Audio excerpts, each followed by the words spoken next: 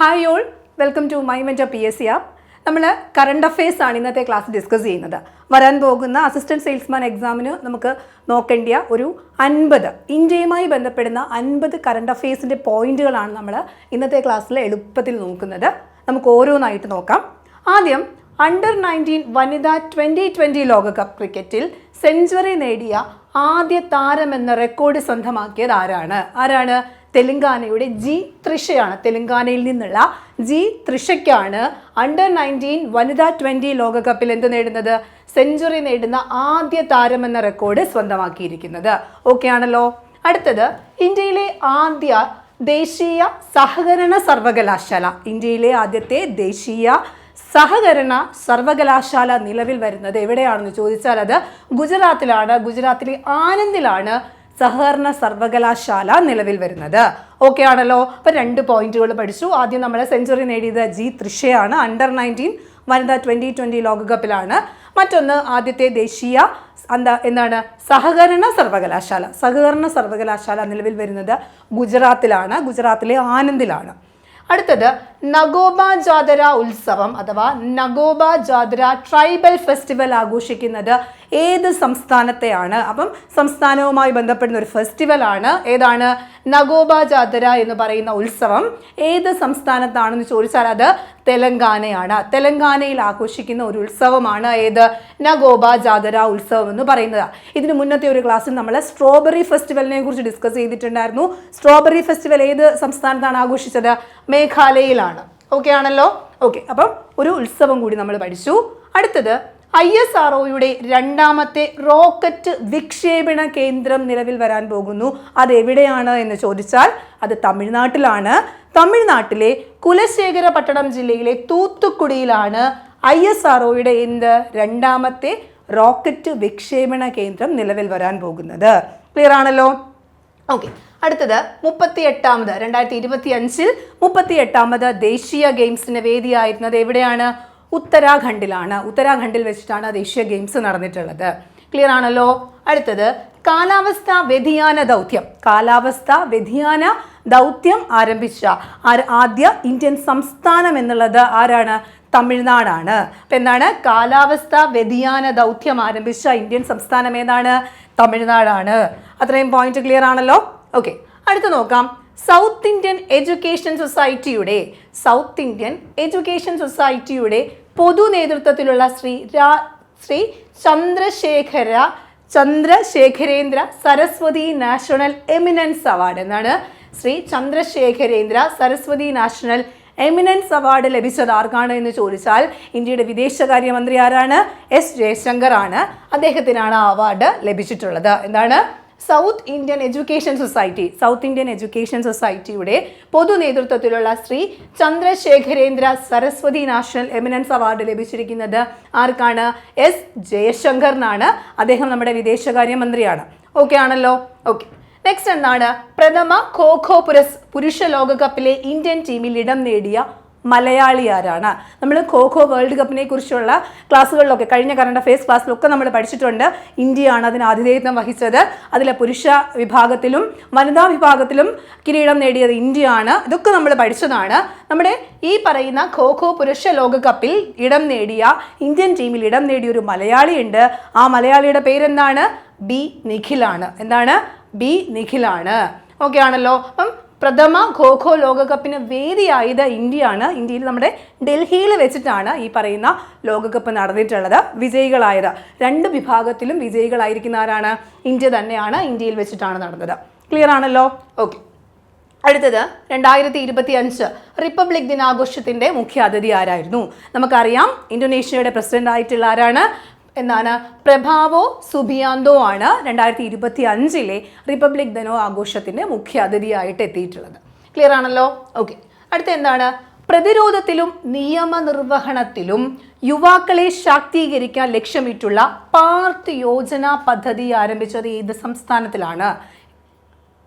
പാർത്ത് യോജന പദ്ധതി ആരംഭിച്ചിട്ടുള്ളത് ഏത് സംസ്ഥാനത്തിലാണ് എന്നുള്ളതാണ് ചോദ്യം. ഏതാണ്? പ്രതിരോധത്തിലും നിയമനിർവഹണത്തിലും യുവാക്കളെ ശാക്തീകരിക്കാൻ ലക്ഷ്യമിട്ടുള്ള ഒരു പദ്ധതിയാണ്. എന്താണ് പദ്ധതിയുടെ പേര്? പാർത്ത് യോജന പദ്ധതിയാണ്. ആരംഭിച്ചത് മധ്യപ്രദേശിലാണ്. ഓക്കെ ആണല്ലോ. അടുത്തത് കരസേനയുടെ കിഴക്കൻ മേഖല ആസ്ഥാനത്തിന്റെ പുതിയ പേര്. കരസേനയുടെ കിഴക്കൻ മേഖല ആസ്ഥാനത്തിന് ഒരു പുതിയ പേര് വന്നു. ആ പേരെന്താണ്? വിജയദുർഗ് എന്നുള്ളതാണ്. പഴയ പേര്, നേരത്തെ അതിൻ്റെ പേരെന്തായിരുന്നു? ഫോർട്ട് വില്യം എന്നായിരുന്നു. ഫോർട്ട് വില്യം ആയിരുന്ന കരസേനയുടെ കിഴക്കൻ മേഖല ആസ്ഥാനം ഇപ്പോൾ എന്ത് പേരിലാണ് അറിയപ്പെടുന്നത്? വിജയദുർഗ് എന്ന് പറയുന്ന പേരിലാണ് അറിയപ്പെടുന്നത്. എന്താണ്? വിജയദുർഗ്. ഓക്കെ, അപ്പം പേരുകൾ ഓർത്തിരിക്കുക. പഴയ പേര് ഫോർട്ട് വില്യം, പുതിയ പേരെന്താണ്? വിജയദുർഗ് ആണ്. ക്ലിയർ ആണല്ലോ? ഓക്കെ, നെക്സ്റ്റ് എന്താണ്? നീരജ് ചോപ്ര ക്ലാസിക്കൽ ജാവലിൻ ത്രോയുടെ വേദി. നീരജ് ചോപ്രയുടെ പേരിലുള്ള ജാവലിൻ ത്രോ നടന്ന ജാവലിൻ ത്രോയുടെ വേദി ബാംഗ്ലൂരായിരുന്നു. ഓക്കെ, ബാംഗ്ലൂരായിരുന്നു എന്ത്? നീരജ് ചോപ്ര ക്ലാസിക് ജാവലിൻ ത്രോയുടെ വേദിയായിരുന്നത്. ക്ലിയർ ആണല്ലോ? ഓക്കെ, അടുത്തത് ഇന്ത്യയുടെ 58ാം കടുവ സങ്കേതമായി പ്രഖ്യാപിച്ച ദേശീയോദ്യാനം ഏതാണ്? ഇന്ത്യയുടെ 58ാമത്തെ കടുവ സങ്കേതമായിട്ട് പ്രഖ്യാപിച്ച ദേശീയോദ്യാനം മധ്യപ്രദേശിലേതാണ്? മാധവാണ്. മാധവ് മധ്യപ്രദേശിലെ ദേശീയോദ്യാനമാണ് എന്ത്? 58ാമത്തെ കടുവ സങ്കേതമായിട്ട് പ്രഖ്യാപിച്ചിട്ടുള്ളത്. ക്ലിയർ ആണല്ലോ? ഓക്കെ, അടുത്തത് UK പാർലമെന്റ് അംഗങ്ങൾ നൽകുന്ന സമഗ്ര സംഭാവനയ്ക്കുള്ള പുരസ്കാരം ലഭിച്ച തെലുങ്ക് നടൻ ആരാണ് എന്ന് ചോദിച്ചാൽ ഉത്തരം എന്താണ്? ചിരഞ്ജീവിയാണ്. UK പാർലമെന്റ് അംഗങ്ങൾ നൽകുന്ന സമഗ്ര സംഭാവനയ്ക്കുള്ള പുരസ്കാരം ലഭിച്ച തെലുങ്ക് നടൻ ആരാണ്? ചിരഞ്ജീവിയാണ്. ഓക്കെ ആണല്ലോ? ഓക്കെ, നെക്സ്റ്റ് ഇന്ത്യയിലെ ആദ്യ ക്വാണ്ടം കമ്പ്യൂട്ടിംഗ് വില്ലേജ് എന്താണ്? ഇന്ത്യയിലെ ആദ്യ ക്വാണ്ടം കമ്പ്യൂട്ടിംഗ് വില്ലേജ് ആയിട്ട് നിലവിൽ വരുന്നത് ആന്ധ്രാപ്രദേശിലെ അമരാവതിയാണ്. ആന്ധ്രാപ്രദേശിലെ അമരാവതിയാണ് ഇന്ത്യയിലെ ആദ്യത്തെ എന്ത്? ക്വാണ്ടം കമ്പ്യൂട്ടിംഗ് വില്ലേജ് ആയിട്ട് നിലവിൽ വരുന്നത്. ക്ലിയർ ആണല്ലോ? ഓക്കെ, അപ്പൊ കിഴക്കൻ മേഖല ആസ്ഥാനത്തിന്റെ പുതിയ പേരെന്താണ്? വിജയദുർഗാണ്. പഴയ പേര് വില്യം ഫോർട്ട് എന്നാണ്. അത് ഓർത്ത് വെച്ചിരിക്കുക. ഓക്കെ, നെക്സ്റ്റ് എന്താണ്? ഇന്ത്യയിലെ ഏറ്റവും വലിയ ക്രൂയിസ് ടെർമിനൽ എവിടെയാണ്? ഇന്ത്യയിലെ ഏറ്റവും വലിയ ക്രൂയിസ് ടെർമിനൽ എവിടെയാണെന്ന് ചോദിച്ചാൽ അത് മുംബൈ ഇന്റർനാഷണൽ ക്രൂയിസ് ടെർമിനൽ ആണ്. ഇന്ത്യയിലെ ഏറ്റവും വലിയ ക്രൂയിസ് ടെർമിനൽ ഏതാണ്? മുംബൈ ഇന്റർനാഷണൽ ക്രൂയിസ് ടെർമിനൽ ആണ്. ഓക്കെ ആണല്ലോ? അടുത്തത് നാഷണൽ സെക്യൂരിറ്റി അഡ്വൈസറി ബോർഡിന്റെ ചെയർമാൻ ആയിട്ട് നിയമിതനായത് എന്താണ്? നാഷണൽ സെക്യൂരിറ്റി അഡ്വൈസറി ബോർഡിന്റെ ചെയർമാനായിട്ട് നിലവിൽ വന്നത് ആരാണ്? അലോക് ജോഷിയാണ്. അപ്പൊ എന്താണ്? നാഷണൽ സെക്യൂരിറ്റി അഡ്വൈസർ ബോർഡിന്റെ ചെയർമാനാണ് ആര്? Alok Joshi. National security adviser of India ആരാന്ന് ചോദിച്ചാൽ അത് അജിത് ഡോവൽ ആണ്. ഓക്കെ ആണല്ലോ? ഓക്കെ, അപ്പൊ നാഷണൽ സെക്യൂരിറ്റി അഡ്വൈസർ ബോർഡിന്റെ ചെയർമാൻ ആരാണ്? അലോക് ജോഷിയാണ്. ഓക്കെ ആണല്ലോ? നെക്സ്റ്റ് എന്താണ്? 2020 ക്രിക്കറ്റിൽ സെഞ്ചുറി നേടുന്ന ഏറ്റവും പ്രായം കുറഞ്ഞ താരം ആരാണ്? 2020 ക്രിക്കറ്റിൽ സെഞ്ചുറി നേടിയ ഏറ്റവും പ്രായം കുറഞ്ഞ താരം ആരാണ്? നമുക്കറിയാം, വൈഭവ് സൂര്യവംശിയാണ്. വൈഭവ് സൂര്യവംശിയാണ് എന്ന് പറയുന്നത് നമ്മുടെ 2020 ക്രിക്കറ്റിൽ എന്ത് ചെയ്തത്? സെഞ്ചുറി നേടി ഏറ്റവും പ്രായം കുറഞ്ഞ താരം എന്ന റെക്കോർഡ് വാങ്ങിയത് അല്ലേ? ഓക്കെ, അത് നമുക്കറിയാവുന്ന കാര്യമാണ്. നെക്സ്റ്റ് എന്താണ്? മാനവ വികസന സൂചിക. മാനവ വികസന സൂചിക 2025 കണക്കുകൾ പ്രകാരം മാനവ വികസന സൂചികയിൽ നമ്മുടെ ഇന്ത്യയുടെ സ്ഥാനം എന്ന് പറയുന്നത് 130 130 ഇന്ത്യയുടെ സ്ഥാനം. അതിൽ ഒന്നാം സ്ഥാനം നേടിയിരിക്കുന്നത് ഐസ്ലാൻഡ് ആണ്. ഐസ്ലാൻഡിനാണ് ഒന്നാം സ്ഥാനം. മാനവ വികസന സൂചികയിൽ ഒന്നാം സ്ഥാനം ആർക്കാണ്? ഐസ്ലൻഡിനാണ്. നമുക്ക് ഇന്ത്യയുടെ സ്ഥാനം എത്രയാണ്? 130. ഓക്കെ ആണല്ലോ? അപ്പൊ ഇൻഡെക്സുകളൊക്കെ നമ്മളൊന്ന് നോക്കിപ്പോകണം. നെക്സ്റ്റ്, ഇന്ത്യയിൽ പ്രവർത്തനം ആരംഭിക്കുന്ന ആദ്യ US സർവകലാശാല. ഇന്ത്യയിൽ പ്രവർത്തനം ആരംഭിക്കാൻ പോകുന്ന ആദ്യ US സർവകലാശാല ഏതാണ് എന്ന് ചോദിച്ചാൽ എന്താണ്? Illinois institute of technology. ബോംബെയിലാണ്, മുംബൈയിലാണത് ആരംഭിക്കുന്നത്. ഏതാണ്? Illinois institute of technology. Illinois institute of technology മുംബൈയിലാണ് ഇത് സ്ഥാപിക്കുന്നത്. ഏത്? US നിന്നുള്ള സർവകലാശാലയാണ്. ഇന്ത്യയിൽ എന്ത് ചെയ്യുന്നു? അവരുടെ പ്രവർത്തനം ആരംഭിക്കുന്നു. ക്ലിയർ ആണല്ലോ? ഓക്കെ, അപ്പം അത്രയും കാര്യങ്ങൾ ക്ലിയർ ആണ്. നെക്സ്റ്റ് എന്താണ്? ആഗോള മാധ്യമ സൂചിക, പ്രസ് ഫ്രീഡം ഇൻഡെക്സ്. ആഗോള മാധ്യമ സ്വാതന്ത്ര്യ സൂചിക. Okay, press freedom index. അപ്പോൾ ആഗോള മാധ്യമ സ്വാതന്ത്ര്യ സൂചികയിൽ ഇന്ത്യയുടെ സ്ഥാനം എത്രയാണ് എന്ന് ചോദിച്ചാൽ 151. ഹ്യൂമൻ ഡെവലപ്മെന്റ് ഇൻഡെക്സിൽ നമ്മുടെ സ്ഥാനം 130 ഇവിടെ മാധ്യമ സ്വാതന്ത്ര്യ സൂചികയിൽ നമ്മുടെ സ്ഥാനം എത്രയാണ്? 151. അതിൽ ഒന്നാം സ്ഥാനം ആർക്കാണ്? നോർവേക്കാണ്. നോർവേ ആണ് എന്ത്? മാധ്യമ സ്വാതന്ത്ര്യ സൂചികയിൽ ഒന്നാമതെത്തിയ രാജ്യം. ഓക്കെ, നമുക്ക് 151ാമത്തെ സ്ഥാനമാണ്. ഓക്കെ ആണല്ലോ? ഓക്കെ, അടുത്തത് ഡ്രോൺ ആക്രമണങ്ങളെ ചെറുക്കാൻ തദ്ദേശീയമായി നിർമ്മിച്ച ഹ്രസ്വ ദൂര മിസൈലിന്റെ പേര്. നമ്മൾ ഡ്രോൺ ആക്രമണങ്ങളെയൊക്കെ നേരത്തെ തന്നെ മുൻകൂട്ടി അറിഞ്ഞ് അതിനെയൊക്കെ ചെറുക്കുന്നതിനായിട്ട് നമ്മളൊരു തദ്ദേശീയമായിട്ടൊരു ഹ്രസ്വദൂര മിസൈല് നിർമ്മിച്ചിട്ടുണ്ട്. അതിൻ്റെ പേരെന്താണ്? ഭാർഗവാസ്ത്ര. എന്താണ്? ഭാർഗവാസ്ത്രയാണ് തദ്ദേശീയമായിട്ട് നമ്മൾ നിർമ്മിച്ച ഹ്രസ്വദൂര മിസൈല്. ഇതെന്തിനാണ്? ഡ്രോൺ ആക്രമണങ്ങളെ ചെറുക്കാൻ വേണ്ടിയിട്ടാണ്. ഓക്കെ ആണല്ലോ. ഓക്കെ, അടുത്തത് 2025 അന്താരാഷ്ട്ര ബുക്കർ പ്രൈസ് നേടിയ ഭാനു മുസ്താഖിന്റെ പുസ്തകം ഏതാണ് എന്ന് ചോദിച്ചാൽ അവരുടെ സമാഹാരമായിട്ടുള്ള ഹാർട്ട്ലാമിനാണ് എന്ത് ലഭിച്ചിട്ടുള്ളത്? ഈ വർഷത്തെ 2025 എന്ത് അന്താരാഷ്ട്ര ബുക്കർ പ്രൈസ് നേടിയിട്ടുള്ളത്. അത് ഇംഗ്ലീഷിലേക്ക് വിവർത്തനം ചെയ്തത് ദീപാ ബാസ്തിയാണ്. ക്ലിയർ ആണല്ലോ. ഓക്കെ, അപ്പം ഹാർട്ട്ലാം ആണ് എന്തെന്ന് പറയുന്നത്? ബുക്കർ പ്രൈസ് നേടിയ പുസ്തകം. ക്ലിയർ ആണല്ലോ. നെക്സ്റ്റ് എന്താണ്?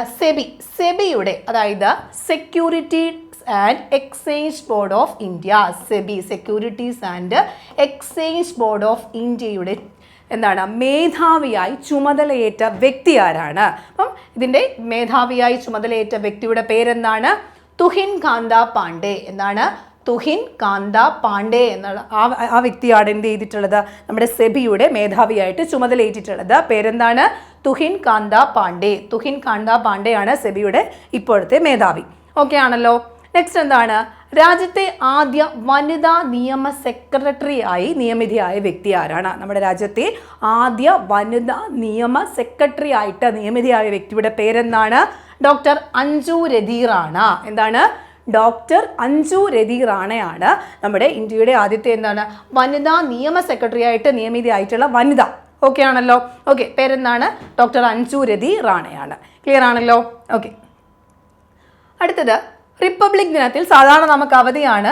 ഇനി മുതൽ അവിടെ അവധി വേണ്ട, സ്കൂളുകൾക്ക് ഇനി മുതൽ അവധി വേണ്ട, അത് പ്രവൃത്തി ദിവസമായി പ്രവർത്തിക്കാൻ തീരുമാനിച്ച സംസ്ഥാനം ഏതാണ് എന്ന് ചോദിച്ചാൽ അത് മഹാരാഷ്ട്രയാണ്. സാധാരണ നമുക്ക് റിപ്പബ്ലിക് ഡേ ഒക്കെ അവധിയാണ്. മഹാരാഷ്ട്രയിലെ വിദ്യാഭ്യാസ സ്ഥാപനങ്ങൾക്കൊന്നും എന്താണ് ഇനി മുതൽ അവധി വേണ്ട, നമ്മൾ പ്രവൃത്തി ദിവസമായിട്ട് ഏതൊരു പ്രവൃത്തി ദിവസം പോലെ പോകുമെന്ന് പറഞ്ഞ സംസ്ഥാനം ഏതാണ്? മഹാരാഷ്ട്രയാണ്. ഓക്കെ ആണല്ലോ. അപ്പം റിപ്പബ്ലിക് ദിനത്തിൽ ഇനി മുതൽ സ്കൂളുകൾ പ്രവൃത്തി ദിവസമാക്കാൻ തീരുമാനിച്ച ഇന്ത്യൻ സംസ്ഥാനം ഏതാണ്? മഹാരാഷ്ട്രയാണ്. ക്ലിയർ ആണല്ലോ. ഓക്കെ, അടുത്തത് എന്താണ്? ഇന്ത്യയുടെ ആദ്യത്തെ വെർട്ടിക്കൽ ലിഫ്റ്റ് റെയിൽവേ കടൽപ്പാലം. ഇന്ത്യയുടെ ആദ്യത്തെ വെർട്ടിക്കൽ ലിഫ്റ്റ് റെയിൽവേ കടൽപ്പാലം എവിടെയാണ്? നമുക്കറിയാം, ഏതാണ്? പാമ്പൻ പാലമാണ് ഇന്ത്യയിലെ ആദ്യത്തെ വെർട്ടിക്കൽ ലിഫ്റ്റ് റെയിൽവേ കടൽപ്പാലം. അത് ഏപ്രിൽ 6-ാം തീയതിയാണ് ഇന്ത്യയുടെ പ്രധാനമന്ത്രി ഉദ്ഘാടനം ചെയ്തിട്ടുള്ളത്. ക്ലിയർ ആണല്ലോ. ഓക്കെ, അടുത്ത എന്താണ്? ന്യൂഡൽഹിയിൽ വെച്ച് നടന്ന ലോക പാരാ അത്ലറ്റിക് ഗ്രാൻഡ് പിക്സിൽ 1-ാം സ്ഥാനം കരസ്ഥമാക്കിയ രാജ്യം ഇന്ത്യയാണ്. അപ്പോൾ ന്യൂഡൽഹിയിൽ വെച്ചിട്ടാണ് ലോക പാരാ അത്ലറ്റിക്സ് ഗ്രാൻഡ് പിക്സ് നടന്നിട്ടുള്ളത്. അതിൽ ഒന്നാമതെത്തിയത്, ഏറ്റവും മുന്നിലെത്തിയ രാജ്യമാരാണ്? ഇന്ത്യ തന്നെയാണ്. അത് നോർത്ത് വെച്ചിരിക്കുക. അപ്പോൾ വേദിയും പഠിച്ചു, അതിൽ മുന്നിലെത്തിയ ആൾക്കാരെ ഇന്ത്യയാണ് അതിൽ മുന്നിലെത്തിയതെന്ന് നമ്മൾ പഠിച്ചു. ഓക്കെ, ഇനി അടുത്തത് 2025 സാഫ് അണ്ടർ-19 ഫുട്ബോളിൻ്റെ വേദി.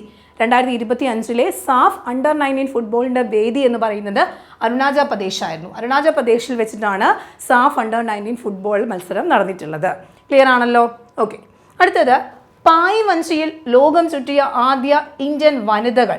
ഓക്കെ, പായ്വഞ്ചിയിൽ ലോകം ചുറ്റിയ ആദ്യ ഇന്ത്യൻ വനിതകൾ 2 പേരാണ്. ഒന്ന് കോഴിക്കോട് സ്വദേശിനിയായിട്ടുള്ള ലഫ്റ്റനന്റ് കമാൻഡർ കെ ദിൽനയും അതുപോലെ തന്നെ പുതുച്ചേരി സ്വദേശിയായിട്ടുള്ള ലഫ്റ്റനന്റ് കമാൻഡർ രൂപയെ. ഇവർ 2 പേരുമാണ് പായ്വഞ്ചിയിൽ ചെയ്തത്? ലോകം ചുറ്റിയിട്ടുള്ളത്. ഇവർ INS തരിണി എന്ന പായ്വഞ്ചിയിലാണ് ലോകം ചുറ്റിയത്. ഓക്കെ, അപ്പം INS തരിണി എന്ന പായ്വഞ്ചിയിലാണ് ആരൊക്കെയാണ്? കെ ദിൽനയും അതുപോലെ തന്നെ രൂപയെ. ദിൽന കോഴിക്കോട് സ്വദേശിയാണ്, രൂപയെ എന്ന് പറയുന്നത് പുതുച്ചേരി സ്വദേശിയാണ്. പായ്വഞ്ചിയിലാണ് ലോകം ചുറ്റിയത്. ക്ലിയർ ആണല്ലോ. ഓക്കെ, അടുത്തത് 2025 സമാധാനത്തിനും സുസ്ഥിരതയ്ക്കുമുള്ള അഭിമാനകരമായിട്ടുള്ള golden mercury award. Gold mercury award ലഭിച്ച വ്യക്തി 2025 സമാധാനത്തിനും സുസ്ഥിരതയ്ക്കുമുള്ള അഭിമാനകരമായ ഗോൾഡ് മെർക്കുറി അവാർഡ് ലഭിച്ചത് ആർക്കാണ്? ദലൈ ലാമയ്ക്കാണ്. അദ്ദേഹത്തിനാണ് ലഭിച്ചത്? ഗോൾഡ് മെർക്കുറി അവാർഡ് ലഭിച്ചിട്ടുള്ളത്. ഓക്കെ ആണല്ലോ.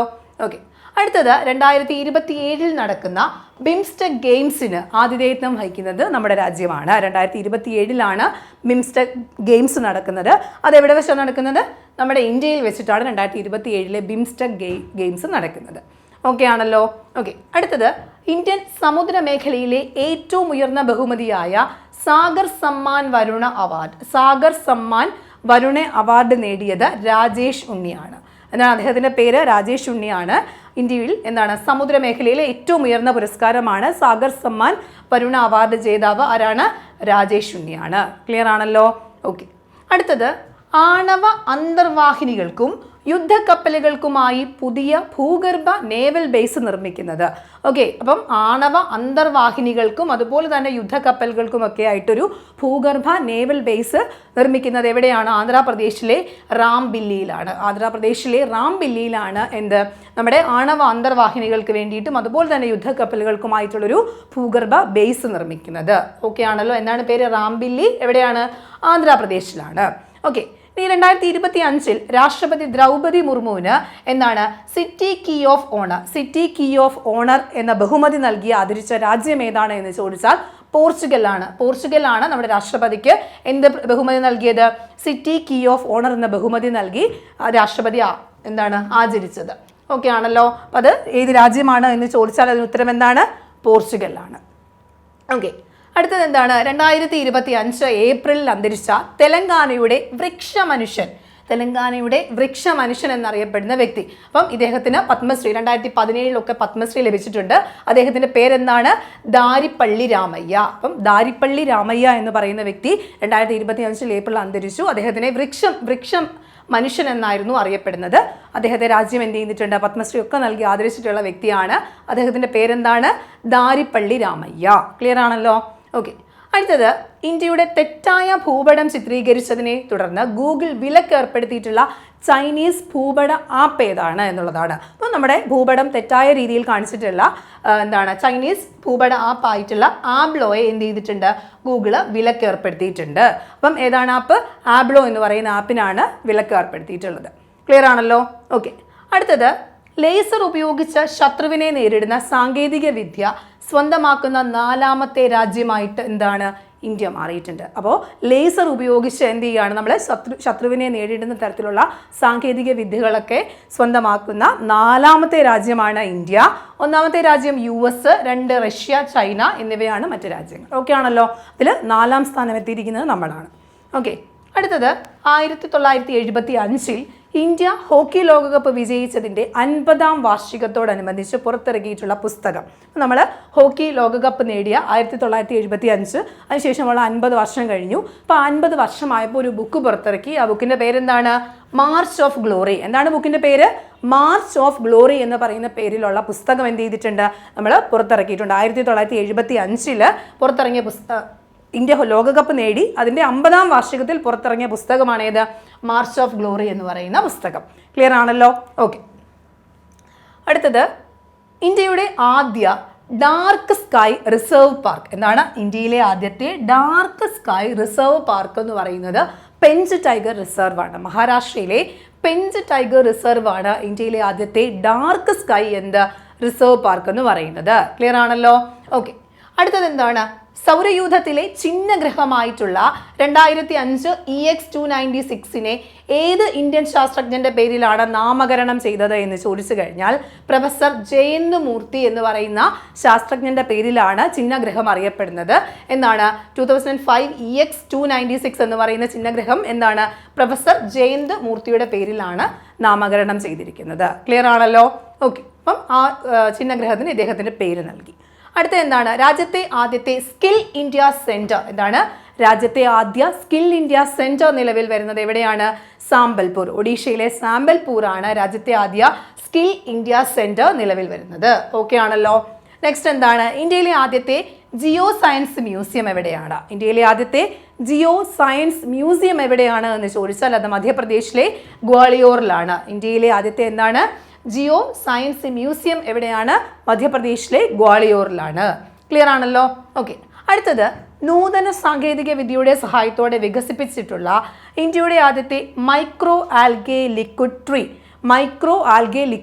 ഇന്ത്യയുടെ ആദ്യത്തെ മൈക്രോ ആൽഗെ ലിക്വിഡ് ട്രീ സ്ഥാപിച്ചത് എവിടെയാണെന്ന് ചോദിച്ചു കഴിഞ്ഞാൽ കൊഫോസിലാണ്. അതായത് Kerala university for fisheries and ocean studies, Kochi. അവിടെയാണ് എന്ത് ചെയ്തിട്ടുള്ള ഈ പറയുന്ന മൈക്രോ ആൽഗെ സ്ഥാപിച്ചിട്ടുള്ളത്. മൈക്രോ ആൽഗെ ലിക്വിഡ് ട്രീ സ്ഥാപിച്ചത് എവിടെയാണ്? കുഫോസിലാണ്. ഓക്കെ ആണല്ലോ? ഓക്കെ. അടുത്തത് ഇന്ത്യൻ ആർമി ആദ്യമായി ഒപ്റ്റിക്കൽ ഫൈബർ കണക്ഷൻസ് ആരംഭിച്ചത്. ഇന്ത്യൻ ആർമി ആദ്യമായിട്ട് ഒപ്റ്റിക്കൽ ഫൈബർ കണക്ടിവിറ്റി ആരംഭിച്ചിട്ടുള്ളത് സിയാച്ചിനിലാണ് കേട്ടോ. അപ്പം സിയാച്ചിനിലാണ് ഒപ്റ്റിക്കൽ ഫൈബർ കണക്ടിവിറ്റി ഇന്ത്യൻ സൈന്യം ആദ്യമായിട്ട് എന്ത് ചെയ്തിട്ടുള്ളത്, ആരംഭിച്ചിട്ടുള്ളത്. ഓക്കെ ആണല്ലോ. ഓക്കെ, അടുത്തത് എന്താണ്? ഉത്തർപ്രദേശിലെ പുതിയ ജില്ലയുടെ പേര്. ഉത്തർപ്രദേശിൽ പുതിയൊരു ജില്ല ഉണ്ടായി. ആ ജില്ലയ്ക്ക് ഒരു പേരുണ്ട്. എന്താണ്? മഹാകുംഭ് എന്നുള്ള പേരിലാണ് ഈ പറയുന്ന ജില്ല അറിയപ്പെടുന്നത്. ഉത്തർപ്രദേശിലെ ഏറ്റവും പുതിയ ജില്ലയാണ് ഇത് മഹാകുംഭ് എന്ന് പറയുന്ന പേരിൽ അറിയപ്പെടുന്നത്. ഓക്കെ, അടുത്തത് ഇന്ത്യൻ ഭരണഘടനയുടെ 75ാമത് വാർഷികത്തോടനുബന്ധിച്ച് അടുത്തിടെ ഏതൊക്കെ ഭാഷകളിലാണ് പതിപ്പുകൾ? ഭരണഘടനയുടെ പുതിയ പല ഭാഷകളിൽ ഭരണഘടനയ്ക്ക് പതിപ്പുകളുണ്ട്. അതിൽ ഏറ്റവും ഒടുവിൽ പുതിയ പതിപ്പുകൾ ഇറക്കുന്നത് ഏതൊക്കെ ഭാഷയിലാണെന്ന് ചോദിച്ചാൽ സംസ്കൃതത്തിലും മൈഥിലിയുമാണ്. സംസ്കൃതം, മൈഥിലി ഭാഷകളിൽ എന്ത് ചെയ്തിട്ടുണ്ട്? പുതിയ ഭരണഘടനയുടെ പതിപ്പുകൾ പുറത്തിറക്കിയിട്ടുണ്ട്. അത് നമ്മുടെ ഭരണഘടനയുടെ 75ാം വാർഷികത്തോടനുബന്ധിച്ചിട്ടാണെന്ന് ഓർത്തു വെച്ചിരിക്കുക. ഓക്കെ ആണല്ലോ. അടുത്തത് GI ടാഗ് പദവി ലഭിച്ച ഖർച്ചോള സാരി എന്നാണ്. GI ടാഗ് ലഭിച്ചിട്ടുണ്ട് ഖർച്ചോള സാരി. അത് ഏത് സംസ്ഥാനത്തിൻ്റെ ആണെന്ന് ചോദിച്ചാൽ അത് ഗുജറാത്തിലെയാണ്. അപ്പം ഗുജറാത്തിൻ്റെ ആണ് ഖർച്ചോള സാരി. അതിന് GI ടാഗ് ലഭിച്ചിട്ടുണ്ട്. അത് ഓർത്ത് വെച്ചിരിക്കുക. അത് ഏത് സംസ്ഥാനത്തെയാണ്. നമ്മൾ GI ടാഗുമായിട്ടൊക്കെ ബന്ധപ്പെട്ട് ജോഗ്രഫിയുടെ കറണ്ട് അഫയേഴ്സിൽ ബാക്കിയുള്ള കാര്യങ്ങളൊക്കെ തന്നെ ഡിസ്കസ് ചെയ്തിട്ടുണ്ട് കേട്ടോ. ഓക്കെ, അടുത്തത് രാജ്യത്തെ ആദ്യ രാത്രി സഫാരി പാർക്ക് നിലവിൽ വന്നത് എവിടെയാണ്? അപ്പം രാജ്യത്തെ ആദ്യത്തെ എന്താണ് രാത്രി സഫാരി പാർക്ക് നിലവിൽ വരാൻ പോകുന്നത് എവിടെയാണെന്ന് ചോദിച്ചു കഴിഞ്ഞാൽ അത് കുക്രയിൽ എന്താണ് സംരക്ഷിത വനമേഖലയിലാണ്. ലക്നൌവിലെ കുക്രയിൽ സംരക്ഷിത വനമേഖലയിലാണ്. ജലമേഖലയിലല്ല, വനമേഖലയിലാണ്. കുക്രയിൽ സംരക്ഷിത വനമേഖലയിലാണ്, ലക്നൌവിലാണ് അത് എന്ത് ചെയ്യുന്നത്, രാത്രി സഫാരി പാർക്ക് എന്ത് ചെയ്തിട്ടുള്ളത്, നിലവിൽ വരുന്നത് സഫാരി പാർക്കാണ്. ഓക്കെ, അപ്പോൾ രാജ്യത്തെ ആദ്യത്തെ രാത്രി സഫാരി പാർക്ക് എവിടെയാണ് നിലവിൽ വരുന്നത്? ലക്നൌവിലാണ്. അത് എവിടെയാണ് കൃത്യമായി പറഞ്ഞാൽ കുക്രയിൽ സംരക്ഷിത വനമേഖലയിലാണെന്ന് ഓർത്തു വെച്ചിരിക്കുക. ഓക്കെ ആണല്ലോ.